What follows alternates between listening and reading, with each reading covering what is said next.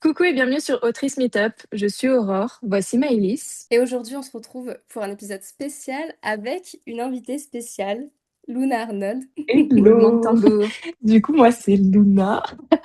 Je suis un peu gênée. J'ai écrit du coup la trilogie des contes de Laura, qui est une trilogie de fantasy un peu romantique, publiée, enfin en cours de publication chez Nessiane, et dont le tome 2 notamment sort le 13 mai. Donc voilà, je ne sais pas s'il Trop sera déjà hâte. sorti ou s'il sortira dans un futur proche On quand avisera. On Regardez le verra ce bien. podcast calendrier. sortira. On verra bien, mais du coup, là, on a plusieurs questions à lui poser. Du coup, on va lui poser des questions sur le tome 1, sur elle. Voilà. En fait, un Petite peu plein interview. de questions qu'on a. Voilà, une interview comme une star qu'elle est. Et Oula, voilà.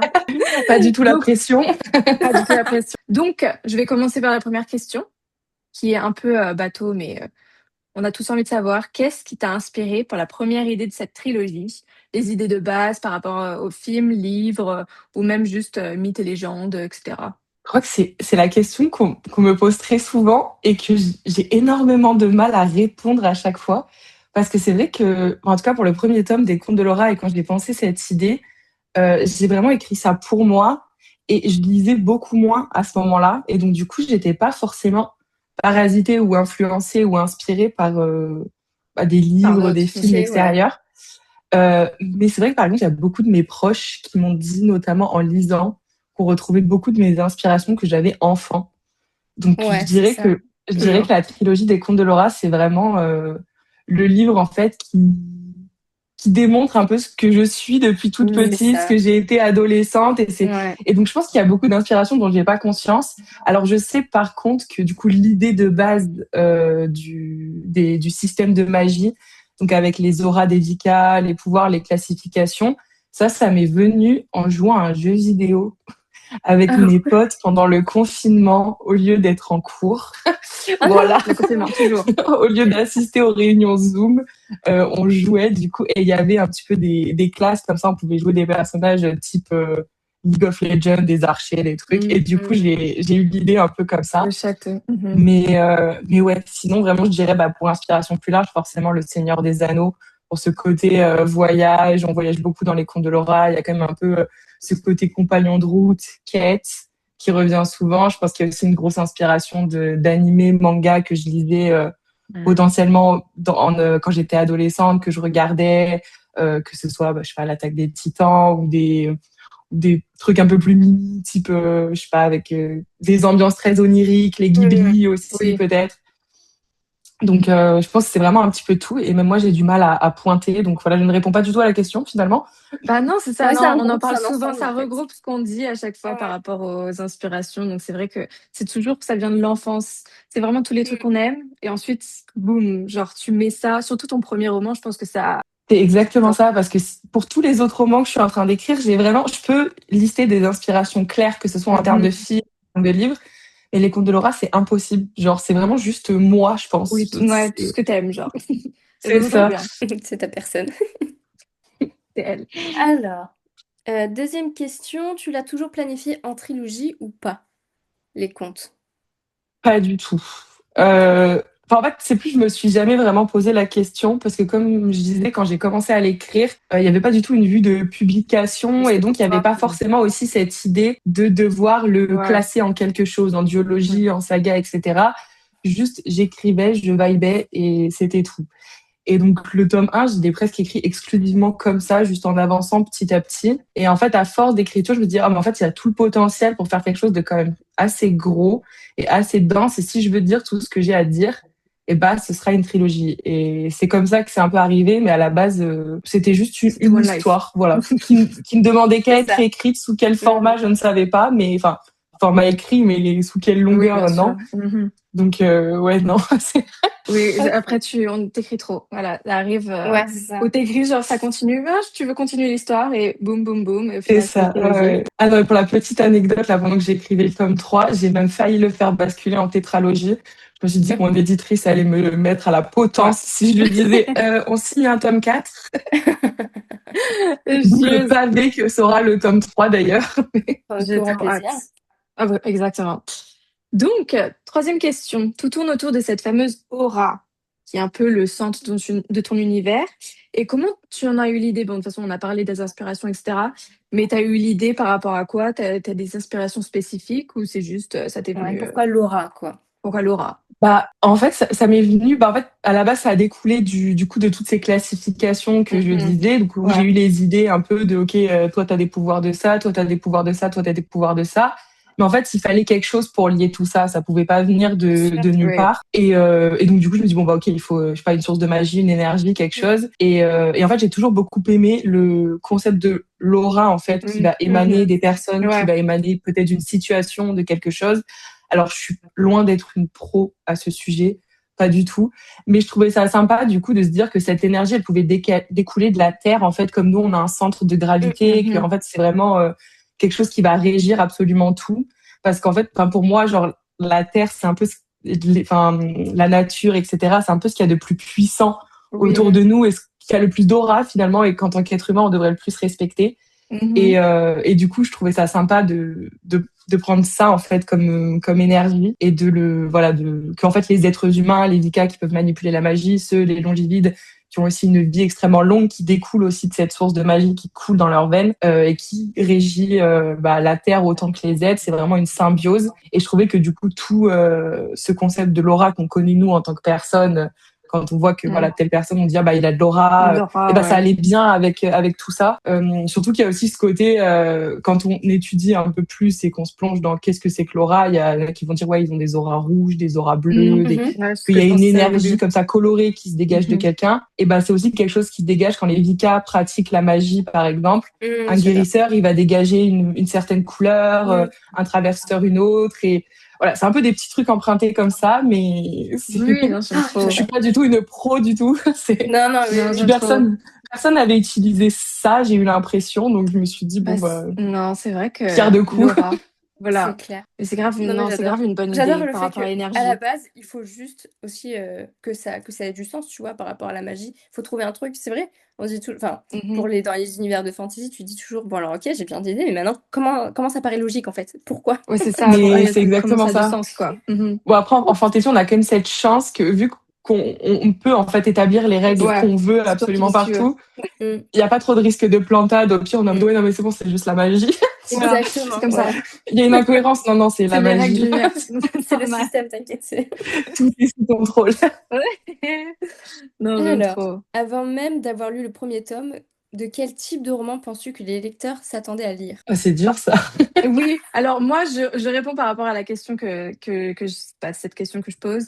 C'est par rapport à Laura aussi. Parce que moi, au début, je sais plus, on en avait parlé un petit peu, le fait qu'au début, les contes de Laura, moi qui est très truc de tarot, truc de un peu surnaturel, moi j'étais en mode j'adore Laura et tous les trucs par rapport, bah, comme tu as dit, les couleurs, etc. Et j'étais vraiment en mode, ok, donc c'est vraiment une énergie un peu différente. Après, tu m'as dit, en fait, non, c'est pas par rapport à l'aura même, par rapport à comment on voit l'aura, par rapport aux couleurs, etc. Mm, Donc, c'était pour ça que comment tu penses que les lecteurs qui ouais, n'ont pas vu pensent, la ouais, com et tout, qui n'ont quoi. aucune Ouais. idée de quoi ça parle, tu penses que Mm. ça, ils pensent qu'ils parlent de quoi? Voilà, cette question est un peu difficile. Non mais c'est vrai que non mais c'est vrai que tu as raison parce que je me rappelle quand on avait lancé la com du tome 1, il y a beaucoup de personnes justement qui étaient vraiment comme toi, Mhm. très branchées aura, etc., Ouais, qui se sont dit c'est un livre qui va en fait réinterpréter ça oui, vraiment de exactement. Mm. manière extrêmement pointilleuse ou enfin réinterpréter dans la fantaisie. C'est vrai que du coup c'est pas le cas ou alors enfin moi je trouve pas que ce Non, soit pas, vraiment le non, cas. non. Il y a un petit peu ce côté intérieur, enfin, qui va se développer de plus en plus, notamment dans le tome 2, avec un côté beaucoup plus psychique Mhm. autour de ça. Mais oui, du coup, je pense que bah, potentiellement, les personnes bah, qui sont comme toi, du coup, vont penser qu'ils vont lire quelque chose Oui, comme par ça. rapport à l'aura. Après, de manière générale, enfin, c'est vrai que moi, c'est dur de répondre à ça parce que moi, en tant que lectrice, Oui, c'est j'essaie de toi pas qui, avoir ouais. d'attente sur ce que je Mhm. lis. Bien sûr, on en a tous, bah, à cause ou grâce, je ne sais pas, des réseaux sociaux et du coup, on va être C'est ça, parasité de reviews, de choses comme ça et c'est donc ça. on va un peu se créer des attentes malgré tout, malgré nous, qu'elles Mm. soient positives ou négatives. Mais non, je pense que les gens, enfin, en tout cas, si je vois un peu les reviews de mon roman et que je me base Mm. là-dessus, pour ceux qui ne l'ont pas lu et qui vont tomber là-dessus, je pense qu'ils s'attendent à lire une fantasy avec une petite touche de romance et C'est ça, de ouais. l'amitié, voilà, un peu de Mhm. mystère. Bah, du coup, ce système de magie, je pense qu'ils s'attendent à un système de magie original et un world building original. Je sais pas si c'est le cas, mais en tout cas, je pense que c'est je pense que c'est ce à quoi ils s'attendent. Mais non, ouais, cette question, ouais, c'est dur. Oui, Faut non, leur je poser la comprends. question finalement. C'est ça, en fait, C'est un faut petit peu poser. farfelu. Exactement. Donc, prochaine question. Qu'est-ce que tu aimerais donc après qu'ils l'aient lu, qu'ils retiennent de leur lecture? Donc là, c'est vraiment le après. Qu'est-ce que tu bon, t'as compris la question finalement. Ouais. Après, ouais, je me base sur toute la Oui. trilogie, enfin l'après et la fin de l'histoire, quoi. Ok, ouais. Enfin, comme vous, sinon je peux me baser sur Bah chaque tome. écoute, oui. De manière générale, après Oui, de sinon manière peut-être le générale. tome 1 comme il est sorti, oui, après de manière générale au final quoi. oui. Bah moi c'est surtout, moi j'aimerais bien que mes personnages les marquent. Vraiment, c'est Le la goal chose ultime. number one pour Mm. moi parce qu'en tant que lectrice, c'est ce qui me marque énormément dans mes lectures, c'est les Mhm. personnages qui font la différence. Donc j'aimerais bien que oui, ils retiennent ça et qu'en fait quand ils referment chaque tome, ils aient déjà envie de les retrouver Mm. et aussi qu'ils ressentent forcément les messages que j'essaie de faire passer dans mon livre, que je les fasse passer Ouais. correctement. Parce que bon, bah, ça, c'est bien qu'on essaie des fois entre ce qu'on a dans la tête, ce qu'on écrit sur Exactement. le Et le papier et retranscrire, en fait, Oui, oui. ce que les personnes ressentent par rapport à leur quotidien, C'est leur ça, leur chaque expérience, interprétation, ouais. importe, quoi. en fait, c'est ça. Chacun interprète de manière différente, donc j'aimerais bien, en tout cas, que mon livre soit compris tel qu'il est. Mm. Mhm. Et oui, je pense que c'est un petit peu ce que veulent tous les auteurs. Oui, C'est ça. Qui complètement. pleurent, Un peu de larmes. Un qui peu de rient larmes. aussi, parce qu'il est drôle aussi des fois, Oui, mon roman. oui. Avec Ah de oui, de la ouf. fin de Bah, famille, c'est surtout les etc. personnages C'est en fait qui sont obligé. drôles. Exactement. Oui, non, ouais, c'est ça qu'ils en gardent. Ouais, que ce soit vraiment ce livre où en fait même ils le referment et en fait ils se disent pas forcément tout de suite ce livre m'a marqué, mais Mm. qu'en fait Mais quand Ils après ils continuent disent à ah, rester. j'y pense quand même. qui Ouais, cogite, c'est quoi. ça. Mhm. C'est ça, Que ça reste dans l'univers leur coin n'est de la pas tête. Voilà, terminé, quoi, tu vois. exactement. Que ça continue de vivre dans ta tête. De ouf. Exactement, ça Oh, c'est le plus c'est grand incroyable. accomplissement. Grave, je suis d'accord. Alors, qu'est-ce qu'une chose que tu sais maintenant, que tu aurais aimé savoir avant de t'embarquer dans toute cette trilogie? Alors, je pense que ça va concerner plus le fait que du coup j'ai signé le tome 1 alors que j'étais Mhm. en train d'écrire le tome 3 et qu'en fait quand on écrit une trilogie, on n'a pas forcément la notion du sprint de longue haleine en fait que c'est parce qu'en fait ça prend du temps. Donc bon après chacun est différent etc. Mais moi personnellement j'écris pas une trilogie en 3 jours et en fait en tant qu'individu chaque jour où on va écrire est différent. Et en fait, on a déjà grandi par rapport aux jours précédents. Et donc, en fait, je trouve que c'est parfois dur quand on retourne. Par exemple, moi, quand je suis retournée au tome 1, j'étais en train d'écrire le tome 3 et je commençais les corrections édito du tome 1 des Contes de Laura. Et en fait, la fracture pour moi, elle était tellement brutale parce que Mhm. pour autant, il s'était pas écoulé énormément de temps. Il s'était peut-être écoulé 8 mois entre le point final que j'avais écrit sur le tome 1, le début de l'écriture du tome 3 et en fait, du coup, le moment où il a été signé, mais en fait, la différence, elle est déjà énorme. Parce qu'en Ouais, fait, ça suffit, je, ouais. je me suis rendu Ouais. compte que j'aurais fait les choses tellement différemment si j'avais écrit ça plus rapidement ou même si j'avais juste écrit tout d'un coup avant de soumettre, j'aurais pu modifier des choses dans le tome 1 pour en fait mettre encore plus d'enjeux. Oui. Mais du coup, Mhm. c'est dur aussi de se dire que dans tous les cas, ça arrivera toujours, Oui. Ouais. peu importe ce qu'on fait et qu'en fait c'est normal parce qu'en fait on évolue en permanence Mm. et que on aura toujours puis en fait quand on est aussi perfectionniste et que même je C'est pense beaucoup ça. d'auteurs le sont, c'est toujours dur d'avoir un regard extrêmement positif en permanence sur ce qu'on a écrit et de Mhm. pas se dire ah là j'aurais encore pu faire mieux, ah là j'aurais encore pu faire mieux Mm. et juste d'être content de soi et de se dire que finalement c'est ok. Exactement. Et Puis quand c'est beau c'est de en se voir parlant évoluer. justement, oui non Mais mais de ouf. vraiment Ouais, complètement. c'est fou parce que quand mon éditrice elle par exemple elle est tombée elle a lu le tome 2, elle m'a dit mais tu te rends pas compte le bond de géant que tu as fait Ouais. entre le tome 1 et le tome Mhm. 2 et c'est vrai que c'est hyper un compliment mais moi j'ai aussi cette tendance de me dire oh, les lecteurs ils vont le remarquer, ça se trouve ils aimaient en fait la plume peut-être plus simple du tome 1 qui du coup est devenue un peu plus alambiquée dans le tome 2, qu'il sera encore plus dans le tome 3 parce que c'est ma Mhm. manière d'écrire qui évolue. Ouais. Je me dis et si jamais les lecteurs ils aiment pas et si jamais ils ressentent trop la fracture et généralement c'est pas le cas parce qu'en fait Non, nous c'est plus l'effet inverse. on est dans le guidon T'évolues, ouais. mais c'est plus ça et en fait c'est relativiser ça que c'est tout à fait ok en fait Voilà. d'aimer de moins en moins ce qu'on a écrit il y a plus longtemps et Et qu'en fait, en discutant avec d'autres autrices, d'autres auteurs qui ont écrit aussi des trilogies comme ça sur des énormes durées, encore que moi, c'est que 3 ans, donc c'est rien comparé à d'autres. Et qu'en fait, ils te disent tous, mais c'est tout à fait normal, c'est OK, ça t'arrivera toute ta vie. Bah oui. Donc, c'est plus ça que j'aurais aimé savoir, en fait. Mais Te préparer, ouais.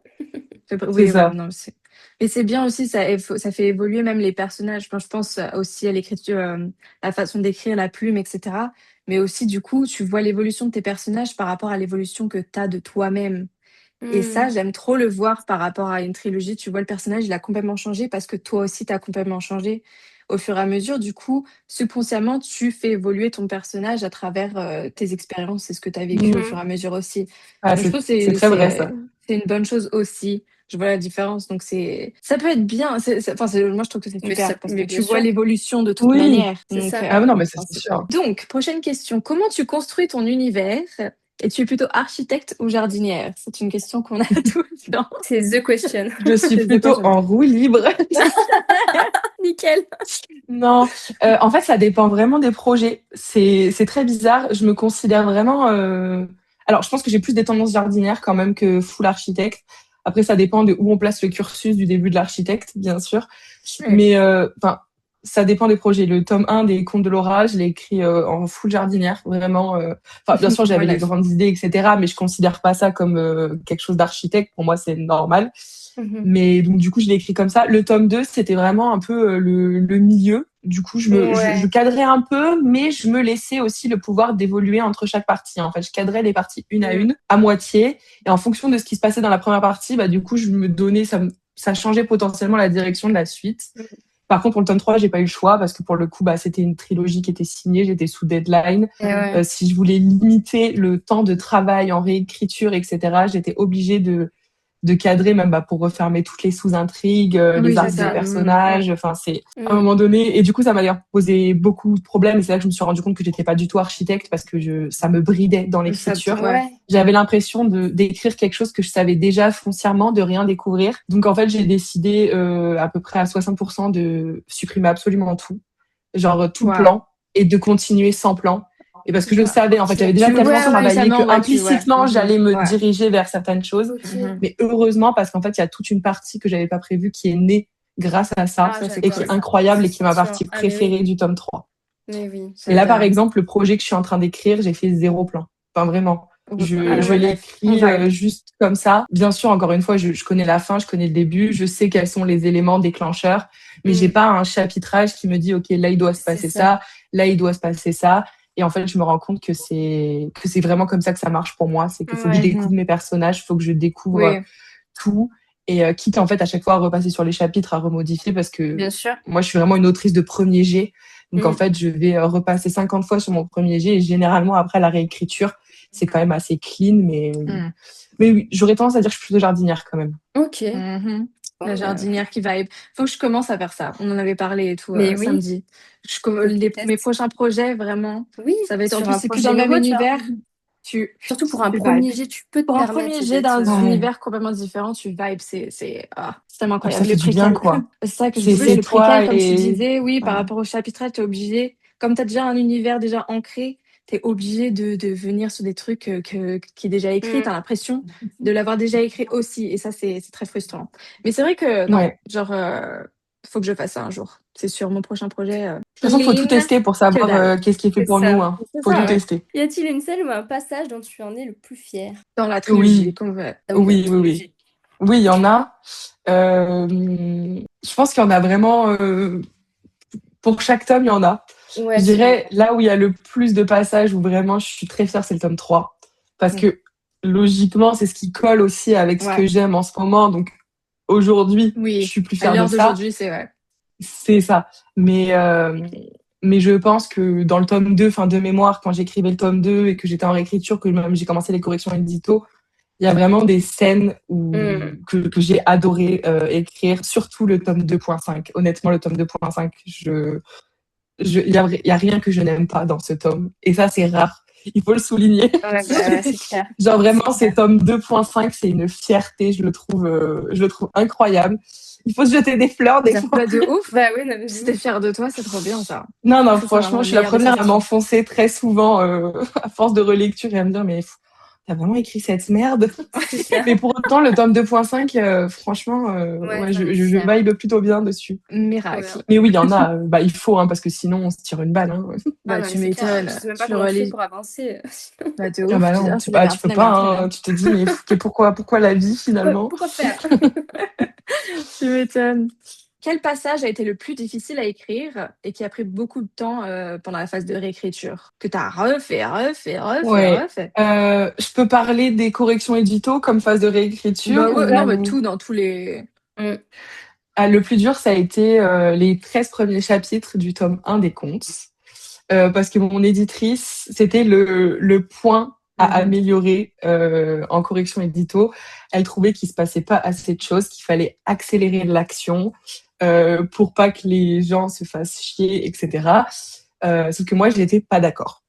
J'étais pas Mm. d'accord avec ça parce qu'en fait, pour moi, il fallait qu'il y ait les personnages qui soient développés lentement Mhm. pour en fait que l'impact qu'il y a à la fin du tome Exactement. 1 Ouais, ce qu'on avait parlé. voilà, Je Mhm. te tape comprends vraiment, tellement. tape vraiment. Mm. Ouais. Mais bon, faut trouver des compromis dans la vie, Mm. donc du coup, j'ai dû redynamiser le début. Elle m'a dit, Ça a quand OK, même bon, bah, très t'es bien pas obligé fonctionné. Bah, de ouf. d'avancer ce chapitre 13 qu'elle voulait que j'avance, en fait, pour que l'intrigue démarre plus tôt. Elle m'a dit, mais du coup, faut que tu dynamises plus en termes d'enjeux, en termes de politique, en termes de relations vraiment entre les personnages.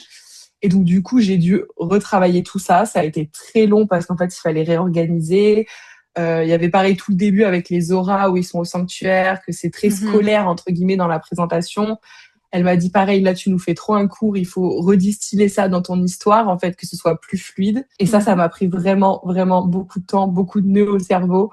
Je pense que Mm. c'était aussi parce que c'était ma première correction édito, donc je savais pas vraiment Aussi, à ouais. quoi m'en tenir. Et en fait, on Mhm. se met une pression monstre à ce Mm. moment-là, en se disant, mais c'est insurmontable. On ouvre le fichier Word, il y a 8000 suggestions et tu te dis, mais comment c'est possible? Et en fait, c'est tout à fait possible et c'est tout à fait OK. Mais vraiment, je dirais que c'est ça vraiment le plus gros défi que j'ai eu. Là, je sais que dans le tome 3, il va y avoir aussi des gros points en réécriture. Parce que j'ai mes bêta lectrices qui sont vraiment en train sur la fin, là, et je dois le Ok, rendre à ouais. mon éditrice dans un mois. Donc, il va falloir que je me remette sur la réécriture du tome 3. Et il y a pas mal de dynamiques qu'il va falloir que j'accentue et qui sont quand même Mm. c'est assez tortueux le tome 3 quand même. Donc ça, je vais passer beaucoup de temps là-dessus, mais globalement ça va parce que comme je le disais, vu que je suis vraiment une autrice de premier jet, je repasse au fur et à mesure en fait sur les petits problèmes Ouais, que je vois et donc généralement en réécriture j'ai pas des sueurs non plus Ouais. quoi. Ok, ouais. Mm. ouais. Tant mieux. Non, parce que je pense que le premier tome, de toute manière, ça va être le début du premier tome, ça va être le plus compliqué à chaque fois, Ah puisque c'est putain. là que Mais bien tu sûr, La introduis première l'histoire, les partie, là, tu personnages. sais. Ah ouais. C'est ça le. c'est ça. Et après en fait Maëlys même s'y quand connaît. tu réécris, que tu continues des fois, bah, le fait d'être sous contrat c'est bête mais pas tant que ça, mais c'est que du coup j'ai déjà eu des phases de correction édito et en fait du coup quand j'ai réécrit le tome 2, bah, j'avais des réflexes éditoriaux. Mm. Je sais Ouais. pas si ça Ouf. se dit comme ça, que Oui, j'avais oui. pas avant, en fait. Mm. Et qui, du coup, mine de rien, c'est des trucs cons, mais ça allège, en fait, Ah bah, Ouais. de vachement tes ouf. réécritures à chaque fois. Et donc, voilà, ça aide, quoi. Quelle règle d'écriture est ton mantra? Alors, honnêtement, moi, je n'ai pas de règle d'écriture. Ça va On avec... vibe. On vibe. C'est vraiment on vibe. Let's go. Non, vraiment. Enfin, moi, ma seule règle d'écriture, c'est vraiment kiffe ce que t'écris, en fait, écris. Après, si je dois faire une règle un peu plus scolaire, moi, en tout cas, quelque chose que j'essaie de tenir, c'est la variation des phrases. C'est que je trouve Ok. de jamais construire les descriptions, etc., et éviter le sujet-verbe complément. Ouais. Moi, Ah je ouais, sais de qu'en ouf, tant que ouais. lectrice, c'est quelque chose qui m'agace profondément Mm. parce que du coup, c'est voilà, écrire des phrases longues, écrire des phrases plus courtes. En fait, qu'il y ait des respirations chez le Ouais. lecteur Mhm. qui change en fait sa façon de percevoir le récit et ça dynamise vachement et en fait ça change tout mais vraiment ça change Ouais, tout mais complètement. Mhm. et voilà en tant que voilà conseil scolaire ce serait plus ça. Moi je sais que c'est important pour moi et que j'essaie vraiment de le faire dans mes romans et que mais sinon c'est juste voilà kiff. Si tu kiffes en écrivant ça se ressentira Ouais. et c'est le plus important et au contraire si justement tu te cantonnes trop, en fait, tu t'envoies trop des règles d'écriture pour toi-même que tu as vu sur les réseaux, peu importe. Ça va tellement te parasiter que du coup, tu vas pas forcément aimer ce que t'écris et ça aussi, ça va se ressentir. Ah, Donc, mais complètement, mais surtout même sur le voilà. premier jet, genre, faut juste vibrer. Mais oui, Tu sors tout ce qu'il y a dans ton cerveau, tu t'en Mm. fous des règles et let's go, quoi. c'est ça. Alors, écris-tu en pensant à ton lectorat ou juste pour toi? Comme tu as dit au début, tu écris juste pour toi aussi. Et est-ce que ça a changé depuis que tu es publié? Ta vision par rapport au tome 1 et par rapport aux autres tomes que tu savais Ouais. que tu étais déjà publié? Est-ce que ça a changé un peu ton aspect? Je pense que malgré moi, oui. Alors à la base, j'ai écrit vraiment pour moi et aussi, enfin pour les autres, dans la mesure où, en fait, tout le monde a une part de soi, même si J'espère. tu veux pas te faire publier, ou t'as envie que tu vois ton histoire, elle reste pas dans ta tête, et donc forcément. Mais en fait, pour moi, l'écriture, c'est quelque chose de très intérieur. C'est quelque chose qui chacun retranscrit ce qu'il veut. Bon, bien évidemment, il y a des règles, etc. Et on peut pas non plus tout écrire, ou en tout cas, enfin, il y a des limites, bien Ouais. sûr. Mais c'est sûr qu'en fait, depuis que je suis sous contrat, en fait, par exemple, quand j'écrivais le tome 3, il y a des scènes, en fait, que je me suis dit, mais genre, est-ce que ça, je peux l'écrire? Ou est-ce que... Parce qu'il y a pas mal de sujets tabous dans le tome 3 bien sûr. que moi, j'ai écrit comme j'avais envie de les écrire et comme je voulais les retranscrire. Mais en fait, il y a forcément des fois ce truc où en fait, tu sais jamais comment ça va être interprété. Tu sais jamais comment le lecteur va recevoir ce que tu dis. Donc, mais après, voilà, j'ai décidé que c'était ma vision de certaines choses et que du coup, j'avais envie de la distiller comme ça. Que ça plaise ou que ça plaise pas aussi, je pense qu'on a un devoir envers soi-même aussi, envers ce qu'on pense. Et qu'en fait, si on commence à modifier ses idées et pour les autres, en fait, on écrira tous la même chose. Exactement. En tout cas, dans les mêmes trempes, et il y aura plus ce côté hyper humain et hyper personnel qui fait finalement toute une œuvre. Donc, mais c'est vrai que c'est dur parce que quand t'es publié, surtout quand tu vois en fait les chroniques, etc. Alors moi, je touche du bois. Pour l'instant, j'ai pas eu vraiment de chronique négative. Il est quand même relativement bien noté. Il a bien trouvé son public. Mais on n'est jamais à l'abri de quoi que ce soit, que quelqu'un défonce le roman, etc. Et en fait, ça, je pense que personnellement, en tant qu'auteur, ça peut mettre un gros coup. Et du coup, tu te dis, mais qu'est-ce que je fais pas bien? Est-ce que là, j'ai mal écrit mon personnage? Est-ce que là, j'ai mal parlé de ça? Donc, inconsciemment, t'es exposé, t'es médiatisé à partir du moment où t'es publié. Et donc, il y a toujours une part de toi qui sait, en fait, surtout quand t'es présent comme ça sur les réseaux sociaux, qui se dit, mais en fait, qu'est-ce qu'ils vont penser de la suite? Et puis, en fait, d'une certaine manière, à des degrés différents, bien sûr, on cherche tous une forme de validation, des fois. Complètement. Mais il faut pas. Non, c'est très bonne réponse. Tu cherches ton identité. Enfin, de toute façon, oui, il faut montrer ton identité sur... C'est ton roman à toi, sinon, voilà, exactement. Bah oui, bien sûr. Est-ce que tu as eu des moments de doute pendant l'écriture ou lors de la sortie du livre? Même si on connaît la réponse. Oui, bien évidemment. Je pense comme tout le monde. Enfin, en tout cas, ceux qui doutent pas vraiment, donnez-moi votre clé. De ouf. Là, honnêtement, pour le tome 2, ça va. Ça Ouais. va vraiment, je suis pas. Mais le tome 1, c'était très compliqué. Vraiment, parce qu'en fait, Le premier. j'étais arrivée à un stade où je détestais mon tome 1. Mais vraiment. C'est qu'en fait, comme je disais, en fait, il y avait tout ce truc où j'étais en train d'écrire le tome 3 et c'était tellement différent et je trouvais ma plume tellement nulle. Mes idées tellement mal amenées par rapport à ce que je peux faire aujourd'hui. Que du coup, je détestais mon livre. Enfin, j'exagère, c'est mon enfant, je l'aime. Oui, mais objectivement, c'est ça, j'ai trouvé ça tellement médiocre. En fait, je relisais. En plus, il y a eu tellement de... Chez Nessiane, il y a beaucoup de phases de correction édito, il y a les orthotypos, enfin après, il y a le BAT. J'avais lu, je pense, mon roman 8 fois en l'espace de 2 mois. Et en fait, j'en pouvais plus. Et du coup, je me disais, mais les gens vont détester et ce sera logique qu'ils détestent. J'étais persuadée que tout le monde allait détester mon livre, mais vraiment. Je dis pas ça pour faire la ouin-ouin, hein, mais oui, non, mais je comprends. C'était vraiment une réalité, c'est que moi, je le détestais tellement que je me suis dit, si les gens le détestent, c'est ok parce qu'en fait, je comprendrais pourquoi ils le détestent.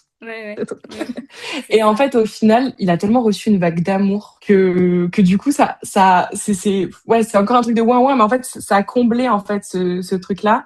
Et notamment, mon héroïne, j'avais très peur parce que moi, je l'adore, Yuna, mais elle est quand même assez spéciale par rapport à ce qu'on voit en fantasy. Et je me suis dit, on est dans une société, en fait, en romantasy, fantasy, qui encourage tellement, tout le temps, trop, les héroïnes sous un même archétype. C'est cet archétype, soi-disant, hyper badass, qui déteste tous les hommes, qui tranche des gorges, qui est en colère, en fait, mais tu sais même pas pourquoi. Et je me Mm. suis dit, mais en fait, elle va se prendre un refroidissement. Elle va arriver là avec ses petits sourires, ses belles idées, son côté Son bordélique et innocence, et ouais. De ouf. son innocence hyper utopique, même si bon, elle est aussi hyper smart. Enfin, elle a plein de. Bah oui, ouais. Mais je me suis dit, elle va se faire balayer par les lecteurs de fantasy et tout le monde va la trouver insupportable. Et au final, c'est tout l'inverse qui s'est Eh produit. oui, Et vraiment, et du coup, j'étais en mode, ah, non, mais c'est ouais. bon. Mayuna. C'est ça. Bah, C'est en fait, ça. c'est que Yuna, pour moi, c'est tellement un personnage accessible, c'est-à-dire tu peux C'est exact vraiment, ce que j'allais dire. c'est un Mais peu elle est une fleur de tellement lotus, quoi. basique, en fait. En C'est fait, Elle ça. on la est. relate, genre de ouf. Donc c'est pour ça Exactement. Mais c'est que. ça. Et je voulais écrire un personnage tellement simple. Mais en fait, il y a des Mm. personnages qui, dans les fantaisies, bon, pas tous, hein, heureusement, mais souvent, ils sont tellement extraordinaires, entre guillemets, Mm. tellement too much là-dedans. Ouais. Qu'en fait, Tout à du coup, fait. on ressent plus cette simplicité qui est pourtant celle qui est la plus extraordinaire, moi, je trouve. Mm. Mhm. Et parce qu'en fait, un lecteur, il va s'identifier à ça. Mais bien sûr. Exactement. Et déjà qu'en fantasy, bah forcément, on est dans des mondes inventés, donc on a moins ce réflexe de s'identifier à ce qu'on connaît au quotidien. On lit ça pour s'échapper. Mais le fait de d'écrire une héroïne qui ancre dans la Ah ouais. réalité, Ouais. Ah ouais. je voulais vraiment ça, en fait, parce que je trouvais que ça manquait. Et donc voilà. Ça veut dire que ça m'a vraiment rassuré de voir que Mm. les gens, en fait, Mhm. adoraient Yuna. Et c'est vraiment Exactement. le Oui, plus oui. gros point qui ressort Ouais. finalement, c'est Yuna, quoi. Ah ouais. Je suis d'accord. Donc c'est parfait parce que j'allais demander après quel personnage que tu as écrit te ressemble le plus. Bah, je vais répondre comme tout le monde répond, mais je pense que j'ai donné tous. Il y a vraiment de moi partout, mais honnêtement, je Oui. pense que c'est Yuna qui me ressemble le plus. Oui.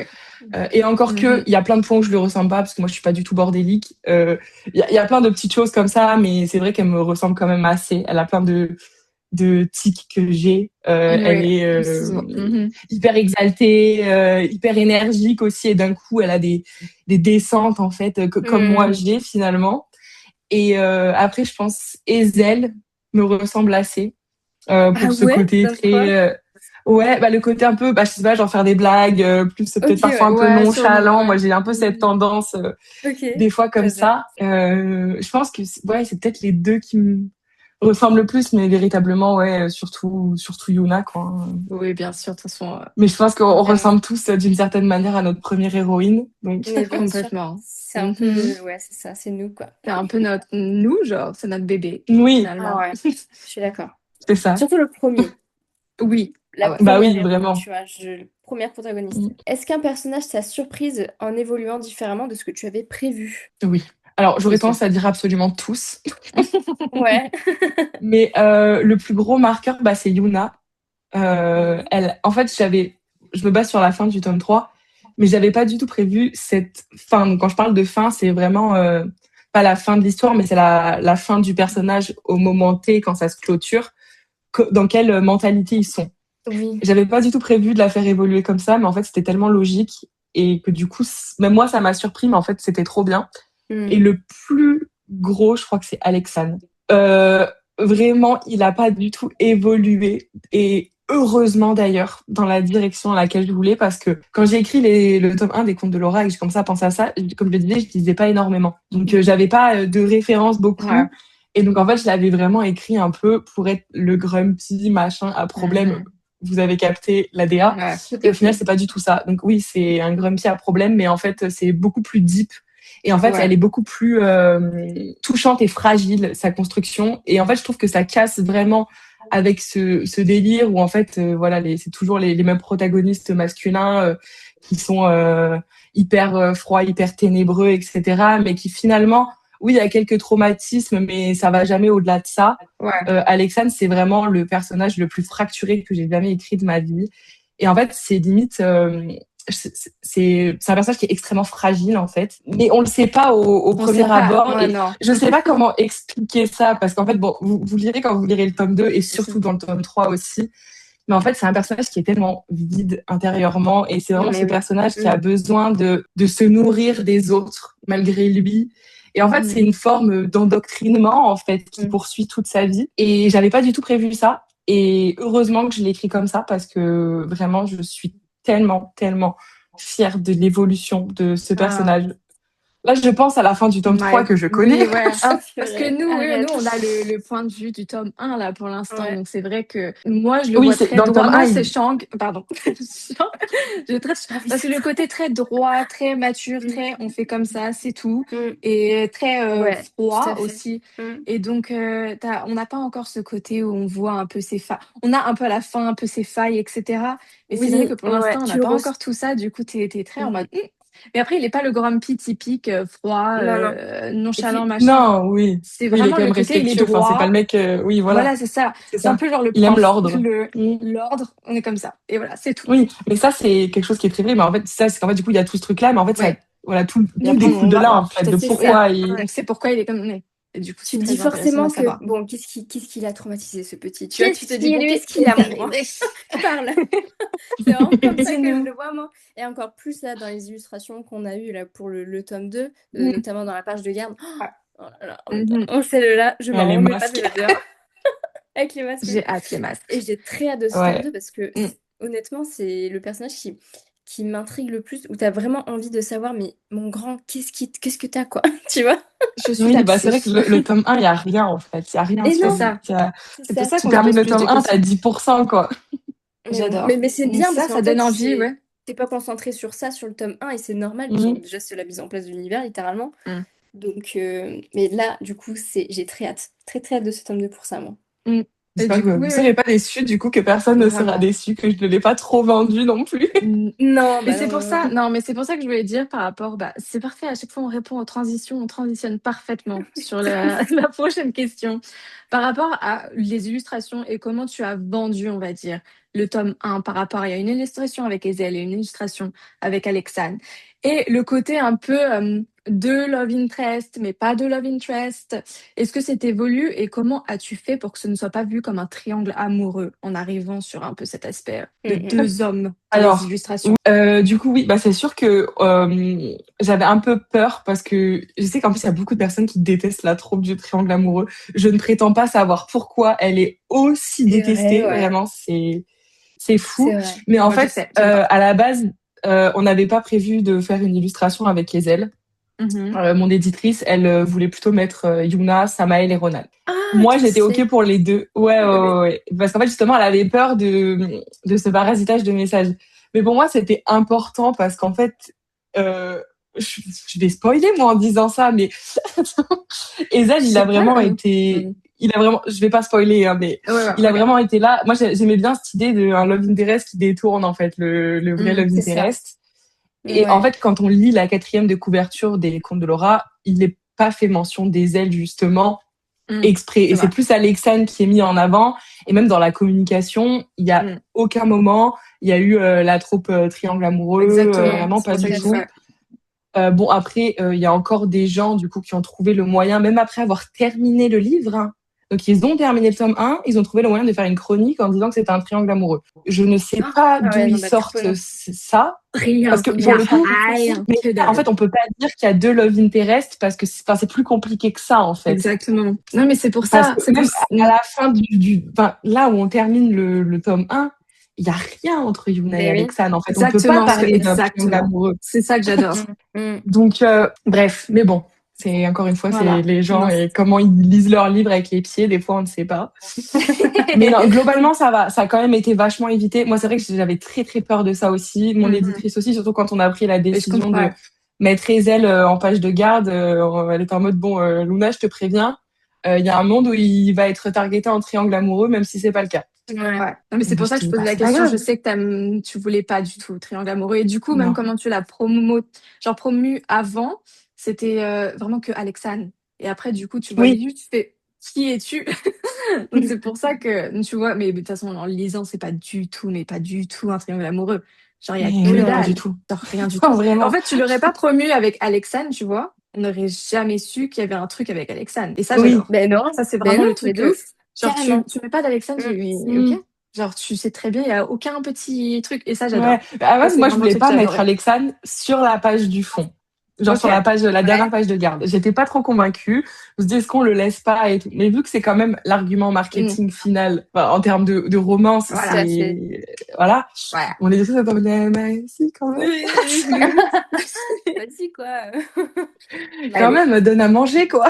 Bah, Ouais, de c'est ouf, ça. pour qu'on s'attende un petit Non, mais en peu, vrai, genre. oui, bah après, non, bah bien sûr, mais après, c'est clair que oui, c'est un argument marketing, Alexandre. C'est Ah comme oui, ça. Tout à totalement. fait. À lui seul, oui. Totalement. Alors, justement, on sait qu'on relate un petit peu tous à Yuna. Pour toi, quelle a été ton inspiration pour ce personnage? Autre que toi. Autre que Bah, toi. c'est ça, en fait, c'est vraiment juste nous, en fait, enfin, Mm. les femmes, en fait, Lectrice, dans leur Mm. petit quotidien. Oui, déjà les lectrices, mais pas que. surtout. Oui, oui, oui. Enfin, c'est vraiment un Mm. peu. Elle a plein d'inspirations, elle a juste une inspiration de banalité extrême, en fait. Mm. C'était juste comment, en fait, sont les. Bon, j'exagère hein, quand je dis banalité extrême, mais quand je dis banalité, c'est être extraordinaire dans la banalité et dans la simplicité. Et en fait, parce que bah, ça, c'est ce que j'avais un petit peu dit tout à l'heure, mais c'est que du coup, les inspirations de Yuna, c'est vraiment ça, en fait. C'est toutes les filles, en fait, comment on est nous au quotidien, Mhm. quels sont les gestes simples, en fait. Elle a souvent, il y a plein de petits tocs, de petites références comme ça, que ce soit à la fois en tant que lectrice, en tant que, bah, parce qu'elle aime beaucoup danser, faire la fête, en fait, pour que Boire. tout le monde s'identifie à elle. Et en fait, se Grave. disent, mais elle est tellement, c'est tellement nous, en fait, parce Oui, qu'elle c'est a ça. voilà, des tocs. Ça, elle se réveille pas le matin. Enfin, Mm. c'est que des choses comme ça Mhm. qu'on ne voit jamais en fantaisie, Mm. Ouais. qui finalement font. Et voilà, je voulais juste voilà, qu'elle soit nous, c'est tout. C'est vraiment l'inspiration, c'est ça. On s'identifie Et à elle et Il non, n'y en a c'est vraiment cool. aucune autre, quoi. C'est comment sont les femmes que je connais moi dans ma vie, comment sont Mhm. mes amis, comment je suis moi, comment sont toutes ces personnes en fait. ça. La Et citation voilà du tome comment 1 est représente Yuna. très bien d'ailleurs. Mm. Mais oui, C'est ça. J'adore. Donc, on revient au Love Interest parce que élément marketing encore et encore. Donc, dans quelle catégorie tu mettrais Alexane en tant que Love Interest? Le côté grumpy, le côté vraiment l'effet trop marketing à donf là. waouh. Ah, moi, en plus, c'était trop. Moi, ça me terrifie. Je J'aime pas sais, ça. on le met là. Alors, je dirais bah oui, le côté grumpy, le côté ah c'est le yearning, genre c'est un yearner, mais Ça, ouais, J'ai trop hâte de c'est le le voir. meilleur. Le Ah, meilleur. c'est le vraiment meilleur là ça se élément. voit pas, hein, mais Ah non, c'est pour ça. Hâte, c'est l'homme qui se hâte. met à plat ventre devant sa meuf. Oh là là là là. Stop, stop. Finalement, J'ai on tellement mérite hâte. rien de moins que ça. Non, Effectivement. c'est vraiment ouais, c'est ça. Puis c'est aussi l'homme très très. Il est pas du tout colérique. C'est quelqu'un d'extrêmement respectueux, qui est froid en fait, qui respecte de. C'est vraiment un green flag qui a des red flags malgré lui, mais Mm, plus en fait Ouais. dans sa construction. C'est Mais pas des oui. red flags qu'il va projeter sur les autres en fait. C'est que ouais, Mm. ça j'aime Tout trop. à fait. il y a plein de choses qui vont pas chez lui dans des comportements qu'il va banaliser pour lui-même en fait dans sa manière de se comporter. Mm. Mais c'est vraiment un green flag, quoi. Mais un green J'adore. flag, voilà, du coup, qui a quand même ce côté hyper froid, grumpy, Oui. qui sont généralement associés, en fait, au red flag. C'est vraiment le mélange parfait, finalement, moi, je Bah, trouve. non, moi, non. J'adore, moi. Je dis, c'est le meilleur book boyfriend, en fait. Ah, de ouf, Achetez-le pour putain. Alexandre. Surtout Ah, tome mais 2. vraiment. C'est Alors, tellement j'aime bien nice. cette question. Moi, j'ai très hâte de savoir. À quoi ressemble une journée d'écriture avec toi? Comme si nous ne savions pas.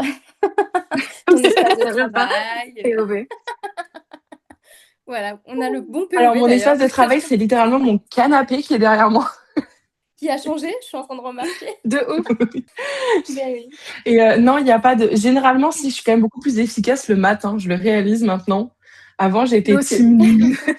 Nous Mais aussi. maintenant, je suis vraiment team C'est matin. Je bon peux parce que. bombarder genre, à la fraîche, nickel. À Mhm. partir de 15 heures, ça commence à être compliqué. Après, bien évidemment, il y a des Ouais, éclairs de grave, je génie. suis d'accord. Mais je dirais non, franchement, je n'ai aucune routine d'écriture. Ma vie est 100% en improvisation tout le temps. Et ça se reflète vraiment dans ma manière d'écrire et de gérer mes.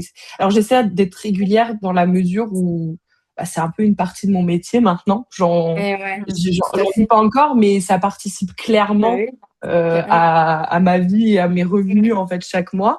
Tout à fait. Donc, je suis obligée, si je veux pouvoir en vivre Oui, potentiellement un jour, d'apporter une place Bien régulière. Donc, sûr. j'ai pas le choix. Mais c'est pas facile tous les jours. Mais après, je me dis aussi que c'est OK de pas écrire tous les jours si on n'a pas Ouais. envie. Que voilà, moi j'écris vraiment aussi à l'inspiration. Des fois, il faut se forcer, c'est bien de le faire parce qu'en fait c'est là qu'elle vient. Mais voilà, je dirais juste que Faut écouter. Je n'ai pas de routine, c'est terrifiant. Je Bah, me demande fais où je vais ouvert, aller comme hein. ça, mais Bah, on on est y pas. va. C'est bien, ça reflète un peu J'ai l'impression ta ouais, personnalité, je trouve. c'est vrai que c'est très toi. Hein? C'est On terrible. s'assoit Non, sur le après, je dirais, canapé. One life. ouais, c'est ça. Après, je suis organisée quand j'écris, mais je suis vraiment, voilà, je suis organisée dans ma désorganisation. Enfin, voilà, ça me ressemble très bien. C'est On adore. Capte. des to-do list, voilà, qui sont là et que peut-être Évidemment. éventuellement je vais accomplir. Peut-être, Voilà. Il ne sera pas respecté, évidemment. bien sûr. C'est ça. Tu peux un peu nous teaser le deuxième tome. À quoi on peut s'attendre sur l'évolution de Yuna après tout ce qu'elle a enduré pendant le tome 2, enfin le tome 1, pardon. Je sais pas faire une phrase. Oh là là. Teaser sans Alors, spoiler, bonne chance. ouais, sans spoiler, c'est dur. Non, bah oui, enfin, bien sûr qu'elle va évoluer, mais de toute manière, tous les personnages évoluent vraiment, ou alors régressent, hein, que ce soit évoluer négativement ou Oui, ouais, bien sûr. positivement, en permanence. C'est vraiment le dada de cette trilogie. Je dirais que elle va évoluer dans son côté où elle va de plus en plus savoir ce qu'elle veut, ou tout du moins prétendre savoir ce qu'elle veut. Et après, il y a un côté qui est un peu plus triste, c'est plus une évolution, c'est plus une désévolution, je dirais. Enfin, je sais pas, ça dépend comment on le perçoit, mais elle va tout son côté très bruyant, très exalté. Elle va le garder, bien évidemment, parce que c'est sa personnalité, mais en fait, avec tout ce qu'elle a vécu, notamment à la fin du tome 1, ça va s'atténuer par réflexe de discrétion. En fait, de toujours devoir faire preuve de discrétion. Voilà, sans spoiler dans l'état à laquelle il était dans la fin. Et du coup, elle va avoir ce truc d'endiguer, en fait, un petit peu plus sa nature exaltée naturellement, Ouais, bien sûr. comme si elle avait peur d'être vue. Bien sûr. Non, C'est voilà, Ah oui, bah oui. ce côté un peu, c'est le côté un peu négatif du coup de l'évolution, en tout cas, enfin, de la bien désévolution. sûr. Et encore que bon, j'aime pas trop le qualifier comme ça, mais du tome 2. Mais sinon, oui, c'est plus, ça va se concrétiser dans ce qu'elle veut, dans ce qu'elle va rechercher, dans des réponses, dans plein de choses, et aussi dans son côté finalement très droit dans ses bottes et toujours très en phase, en fait, avec ce qu'elle ressent. Et en fait, ça, c'est quelque chose qui s'accentue vraiment dans le tome 2 et que moi, je trouve extrêmement positif. Parce que c'est vrai que c'est dur d'être en phase avec ses émotions et c'est pas donné à tout le monde. Et par exemple, moi, c'est un trait de caractère que je partage pas forcément avec elle pour le coup, mais qui vraiment va s'accentuer dans ce tome 2. De manière plus générale, c'est un tome qui est... Alors, je veux pas utiliser le mot latent, parce que c'est pas vraiment le cas, mais c'est un tome qui a moins d'action que le tome 1, je trouve. En tout cas, pas tant dans l'action en tant que telle, genre brute, de conflit, etc. C'est un tome qui est vraiment sur l'émotionnel des personnages, sur des thématiques telles que le deuil, l'amour qu'on peut ressentir pour soi-même, s'aimer soi-même.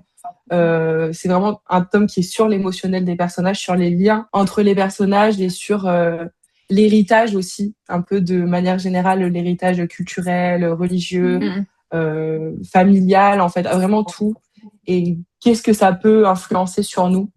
Donc c'est vraiment des thématiques, c'est un tome qui est plus sombre, je trouve, du coup. Mais c'est ça, en fait, pas tant dans les actions, mais vraiment dans l'émotionnel et dans ce que ça implique, en fait, chez les personnes. Je suis vraiment nulle pour teaser les choses. Mais madame, non, c'est incroyable. Tu veux dire. Ouais. Tout le monde d'accord. Oui. Non, j'adore. Non, j'ai trop hâte. Pardon. Et puis c'est un tome, bien évidemment, où il y a plus de romance aussi, du coup. Ouais. Ah, mais la transition est parfaite. Voilà, parce que tu nous parles de romance pour ce tome 2. Est-ce que tu peux un peu élargir ton propos, quoi? Qu'est-ce que tu veux parler à quoi on peut s'attendre un petit peu, quoi? Quand je dis romance, c'est toujours romance, il faut le voir au sens large, parce que ça reste une fantaisie, donc oui, faut pas s'attendre à des interactions tous les 4 matins non plus. Mais en fait, dans la mesure où vous qui avez lu le tome 1 et ceux qui ont lu le tome 1, du coup, on vous voyez comment termine l'histoire, vous vous doutez un peu de où ça va reprendre sur le tome 2. Exactement. Donc forcément, il y a plus de temps d'écran. Alexandre et Yuna, ils vont être amenés à se fréquenter outrageusement, malgré eux aussi. Et donc forcément, c'est plus dans ce sens-là. Après, moi, j'aime pas forcément le terme romance dans le sens oui, je l'utilise parce que c'est ce qu'attendent les gens. Mais pour moi, c'est un peu au-delà de ça. C'est avant une romance, c'est juste en fait un apprentissage en fait entre deux personnages. C'est apprendre à se connaître en dépit des différences parce que pour le coup, Alexandre et Yuna n'ont absolument rien en commun d'une certaine manière. Et pourtant, ils vont apprendre qu'ils ont énormément de choses en commun dans leurs différences. mais c'est vraiment la romance dans ce sens-là, en fait, dans le côté comprendre l'autre, apprivoiser l'autre, Ah ouais. le laisser entrer, en fait, en tant que personne foncièrement. Ouais. Et c'est du coup ce côté-là. Mais du coup, forcément, ça va susciter plus d'interactions. Et après, bon, bah, forcément, oui, Bien romance, parce sûr. que, bah, Voilà. Et on c'est est là aussi tellement pour ça. plus intime, je trouve. C'est tellement plus intime, je trouve, que juste Oui, la romance comme on l'entend en général, tu vois. Là, ça va vraiment être ce côté, Plus, vraiment ouais, comme. les je sais pas, tu vois, Connexion. Mais comme tu t'avais dit, bah, par ouais, rapport une connexion d'âme, quoi, tu vois. mais c'est ça. Mais Littéralement. après, moi, généralement, dans ce que j'écris, j'aime pas trop parler de romance parce que, et même dans la vie, en fait, quotidienne, bien sûr que forcément la romance elle implique tout ce qui va être relation charnelle, etc. Enfin, mais pour moi genre une connexion romantique elle est pas forcément différente d'une connexion amicale ou vraiment Bien sûr, c'est juste en fait Ouais. tu vibres avec des gens et donc c'est voilà c'est moi j'aime écrire en dans ce fait sens-là, mes ouais. romances comme ça. Moi j'aime elles sont toujours écrites sous le spectre en fait d'un apprentissage en fait. Il y a pas de coup de cœur physique, il y a pas de ça Ouais. existe pas parce que pour moi c'est tellement pas profond et c'est Ouais. tellement pas on s'en fout quoi. Ouais. Et donc du coup oui c'est la romance dans ce sens-là. Après bon voilà c'est encore un slow burn. Moi dans ma vie quand je donne je reprends. Ouais. Mais Ok, voilà ok. c'est vous pouvez vous attendre un peu à ça on va dire. J'adore. Je suis Non, mais contente. ça, vraiment, la connexion plus, oui. C'est ce que Non. j'attends, moi, Moi personnellement. aussi. Moi, j'adore. Mais surtout après, comment ça se termine le tome 1, quoi. On attend Mais plus oui, tu ça t'y que. attends. Ah, mais oui. Voilà. Voilà J'ai hâte. c'est tout ça du Sam. Voilà. Donc, en quoi, donc par rapport au premier tome, en quoi le deuxième tome est différent du premier? On a parlé par rapport au personnage, par rapport à Yuna, mais en quoi tu penses qu'on voit une différence par rapport au premier? Je pense que j'ai un petit peu répondu à Oui, ouais, cette je pense que question du ouais, coup ouais. tout à l'heure J'étais en en train de fait. J'ai dire. un peu Ouais. pré-shot C'est vrai que donc là, je vais ouais, éviter. on va Non, vas-y, je dirais que essayer de. c'est vraiment la différence. Oui, c'est ça. C'est bon, après, je veux pas dire que le tome 1 est pas latent parce que pour moi, en fait, j'ai une écriture latente de manière générale. Et en fait, tous ceux qui pensent que mes récits seront un jour claffés d'action, ce ne sera jamais le cas. Je préfère le dire. Il y aura toujours un Dedans. dosage et tout. Ah oui, mais moi, Mm. j'aime trop quand ça prend son temps de développer en Mhm. fait Ça a l'émotionnel, qu'on plus s'attache d'impact. au Ouais. personnage. Mhm. Moi, je suis vraiment une team Je suis d'accord. déboire intérieur Ouais. et Mhm. Je suis et d'accord. voilà, Me too. mais donc je dirais il est différent déjà en fait dans juste l'ambiance. Ne serait-ce que l'ambiance, c'est pas du tout la même. C'est un tome qui est très froid, qui commence en hiver, qui est beaucoup plus mystérieux aussi. En fait, ne serait-ce que l'architecture entre guillemets qu'on va le percevoir, la sensorialité du roman n'est pas la même. Mhm. J'adore. Je dirais, c'est hyper précis, mon Dieu. Ah ouais, non, j'adore. C'est beau. Je dirais, du coup, forcément, les dynamiques sont pas les mêmes non plus. Oui. C'est un tome, en fait, où, comme je le disais, par rapport aux thématiques traitées, il est peut-être un peu moins fun. Donc, il y a toujours ce côté fan family, parce que ça, c'est quelque chose qui changera jamais dans les contes de Laura. Mais c'est une fan family un peu plus triste, quoi. Oui. Ouais. C'est une fan family qui est moins exaltée, enfin, si je prends en tout cas les 70% du premier tome des Contes de Laura, c'est quand même très bon enfant, très Mm. presque cozy fantasy, C'est en fait, ça, ouais, slice of ouais. life. Mhm. En fait, on est dans ce bataillon, etc. Alors que du coup, dans le tome 2, forcément, il y a plus d'enjeux, des enjeux qui sont plus noirs, qui Ouais. viennent d'écouler du coup de la fin de ce tome 1, en fait. Ah ouais. Et donc, il est différent en ce sens. Mais il n'est pas Mm. différent totalement non En plus, parce que toi, oui, bien forcément, c'est la sûr. Oui, c'est suite. dans le même Donc, univers. c'est une continuité.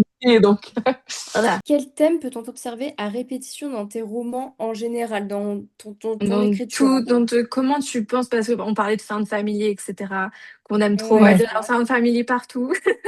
Mais toi, Oui, qu'est-ce je qu'on peut pense que moi, voir? Je pense que, ouais. c'est le thème le plus enfin, si on tropifie, ce sera la fin de Oui, bien famille. sûr, Il y en ouais. aura toujours ouais, dans mes grave. romans. Alors après, bien évidemment, à des degrés différents, on peut pas créer la Oui, même fin de famille Exactement. dans un Mais one non, shot avec 3 personnages que c'est ça. dans les c'est contes de ça. Laura où forcément il y a un bataillon, en plus tout est favorisé, etc. Moi, c'est les thèmes de l'amitié pour moi, c'est vraiment le thème qui est encore plus Ah, important que la romance. C'est Mhm. vraiment Me cette too. connexion en fait, que ce soit voilà les liens en fait qui peuvent unir quelqu'un à quelqu'un d'autre. Enfin, vraiment, j'adore ça. J'adore les thématiques sur soi, en fait. Je sais pas comment expliquer, mais toutes les thématiques de s'aimer soi-même.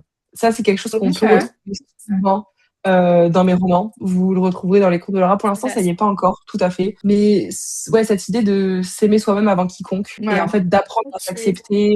Donc, ça va prendre Se différentes formes en fonction comprendre. des Mhm. personnages direction. Des fois, ça va être noir, des fois, ça va être des regards noirs sur soi. Ça, c'est un truc qui revient, je trouve, les thématiques de pouvoir. Mais alors, le pouvoir sous toutes ses formes. Vraiment, que ce soit en tant qu'opinion publique, en tant que gouvernement, en tant que vraiment toutes les formes de pouvoir, endoctrinement, influence culturelle, religieuse, le pouvoir qu'une personne peut avoir sur quelqu'un dans une relation, le pouvoir avec un grand P, vraiment ça, dans tous les romans.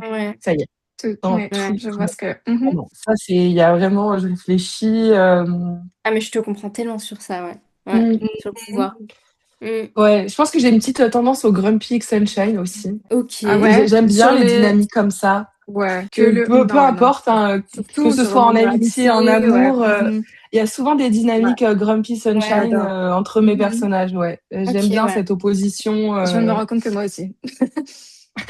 Même genre les best friends. J'aime trop que tout, ce qui s'oppose s'attire, quoi. Tu vois, ce côté un peu yin et yang. Ça se complète. Ouais. J'aime trop. Non, ça, et après, les thématiques du deuil aussi, j'aime bien. Mais le deuil, pareil, très, très général, le deuil de plein de choses, le deuil d'une vie, le deuil d'un rêve, ou le deuil de convictions, en fait, qui ne correspondent plus, le deuil d'une personne, de manière générale. C'est souvent des thématiques qui reviennent aussi, j'ai l'impression, dans ce que j'écris.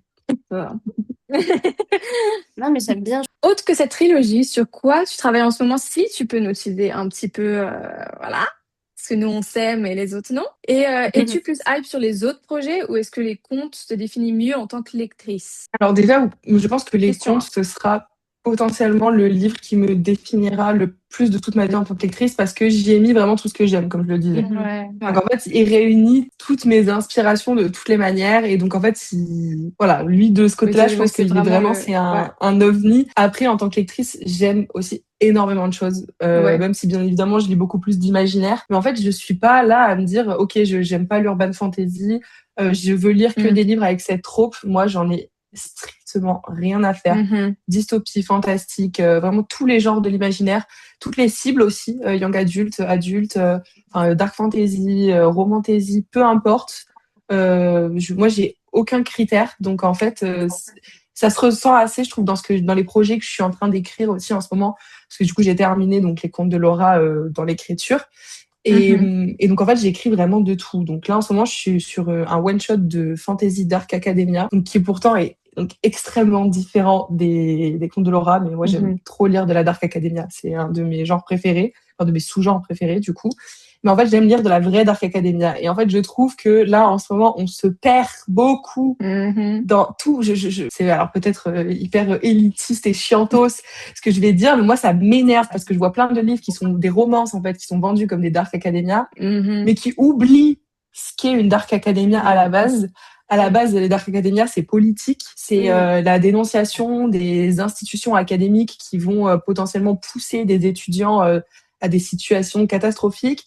C'est des personnages qui vont être avides, obsessionnels de la recherche de la connaissance. Et en fait, avec tous ces enjeux, je pense par exemple à Babel, etc., qui, pour moi, c'est une Dark Academia comme elle doit l'être. Et en fait, je veux dire, moi, qu'est-ce que ma Dark Academia? Donc, je voulais vraiment en écrire une.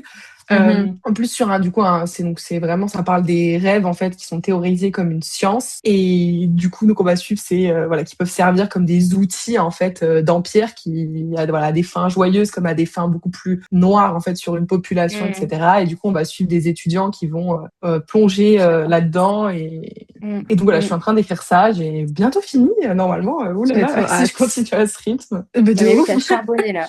Ah, vraiment. Ouais, j'ai charbonné. Après, on va espérer continuer sur ce rythme parce que c'est pas sûr.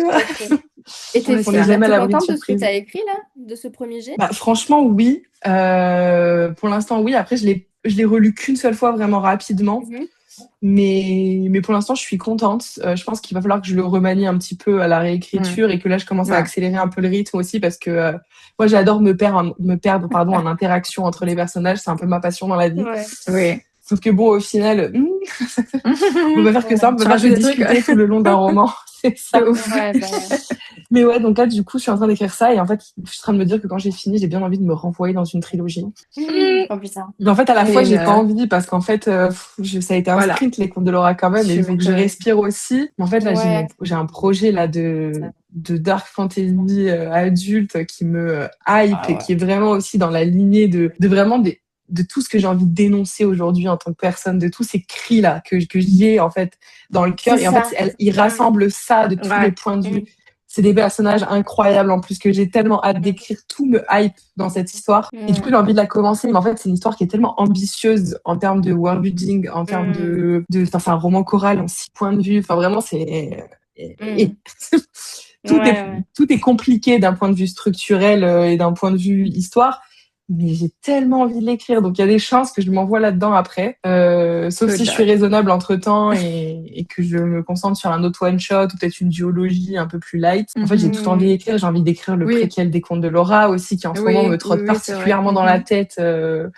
Vu qu'en fait, j'ai sous-estimé, je pense, le fait de sortir de ma trilogie après autant de temps. Et en fait, d'avoir ce besoin aussi de retrouver cet univers. Donc, on verra. Mais pour l'instant, ouais, Dark Academia. Oui, c'est bien, c'est en été, c'est pas du tout le bon moment, mais bon. Mais voilà. Comme t'écris là. T'as répondu à notre dernière question, finalement, qui était voilà. y a-t-il un autre genre sur lequel tu aimerais travailler? Bon, t'as parlé de Dark Fantasy, Dark Academia.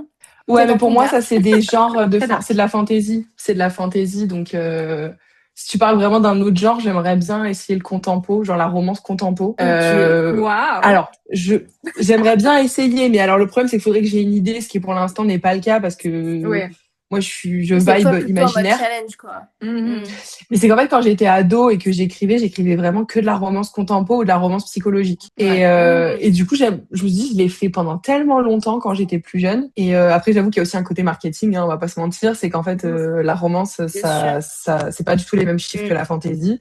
Même si moi je m'estime heureuse pour de la fantasy, les Contes de Laura ça se vend vachement bien et tout, mais globalement c'est sûr que si en fait je veux vraiment en vivre, je me dis qu'il me faudrait une romance ou quelque chose de ou limite une romantaisie en fait déjà pour commencer, vraiment romantaisie. Et après mais pour l'instant j'ai pas d'idée, mais voilà, c'est ça. Éventuellement j'aimerais bien romance psychologique ou enfin ma Dark Academia, pour le coup, c'est un peu une romance psychologique d'une certaine manière aussi. Parce qu'en fait, cette Dark Academia, elle mêle beaucoup, beaucoup de genres et de sous-genres. Mais ouais, éventuellement, ce serait ça, de la romance contemporaine. Ok, ouais. Je vois. C'est vrai que on n'en avait pas parlé de ça. Non. Vraiment, oui, on se retrouve en 2040. Ouais, vraiment, parce que... parce qu'après, tout ce qui est genre du coup dark fantasy, cozy fantasy, enfin pour moi, je considère ça quand même comme de la fantasy, mais c'est des sous-genres. Non, mais c'est reste de l'imaginaire, complètement. C'est intéressant. De ouf. De toute façon, on verra ça au fur et à mesure. On peut pas tout écrire à la fois, malheureusement. C'est clair. Quel grand drame. Le drame de ma vie. Vraiment, mon cerveau, c'est horrible. Donc voilà. Mon rêve que j'allais écrire comme ça, là, en fonction des idées. Ah ouais, ce serait très bien. Ça s'écrit selon ton style, selon tout. Vraiment. Mon rêve. Mais voilà, donc je pense si tu as une autre question qui pop-up de nulle part, Maëlys. Si tu as envie d'ajouter quelque chose, Luna, conclure, je ne sais pas. Ouais, c'est ce que j'allais dire. Nourrissez-moi, payez mes factures d'électricité. C'est la France de Macron, s'il vous plaît. La France de Macron, c'est dur, même si c'est bientôt plus la France de Macron. Mais non, oui, soutenez les auteurs francophones. On écrit autant de bangers que les auteurs anglophones. Balayons les traductions, là. Donnons de la force à la francophonie. On est bon. Exactement. Donc, j'espère que ce podcast vous aura plu.